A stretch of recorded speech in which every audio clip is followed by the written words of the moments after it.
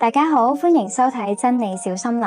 點解我哋成日覺得身邊啲人淨係睇名氣唔睇實力呢？其實呢個唔係因為世界變得膚淺，而係我哋人類大腦一個好巧妙嘅設定。好多時候我哋默默咁好努力去充實自己，但係去到最後，大家往往都係跑去追捧嗰啲充滿光環嘅大師或者網絡紅人。你會覺得好唔公平，好似打機咁，明明你嘅能力值高好多，但係對手因為有個金光閃閃嘅稱號就輕易贏咗。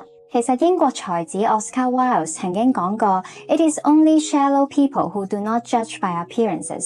翻譯過來即係話，只有膚淺嘅人先唔會以貌取人。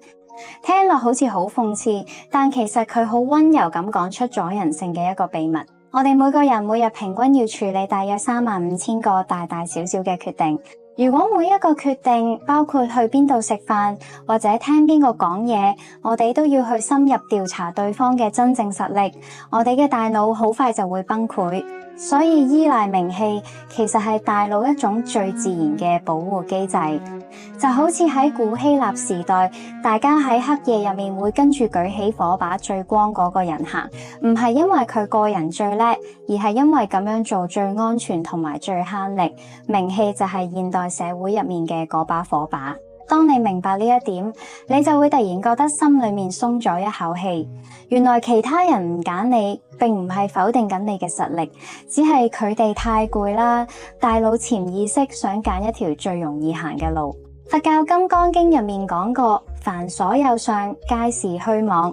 名氣就係一種相，佢只係一個影子，一個方便大家辨認嘅標籤。當我哋不再因為其他人慕名而來而感到憤怒或者失落，我哋就真正掌握咗心靈嘅平靜。實力就好似大樹嘅根，而名氣就好似樹上嘅葉。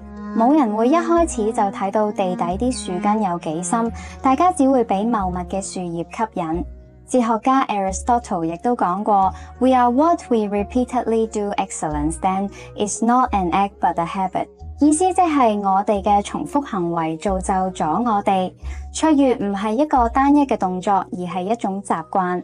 當你每日靜靜地扎根，將培養實力變成一種生活習慣，嗰啲樹葉遲早都會自然咁生長出來。所以咧，唔好再為咗追逐名氣而感到焦慮。每個人都有自己開花嘅時間表。當你願意接納呢個充滿捷徑嘅世界，包容大家嘅懶惰，你就會成為一個內心真正強大嘅人。你嗰份不慌不忙嘅平靜同埋溫柔，最後一定會吸引到真正懂得欣賞你樹根嘅人。如果你今次聽完覺得心裏面有少少被觸動，或者覺得好似放低咗一件好重嘅包袱，希望你可以訂閱呢個頻道，俾我哋一次又一次咁喺呢個紛擾嘅世界裏面，為你打撈最平靜嘅真相。多謝大家收聽。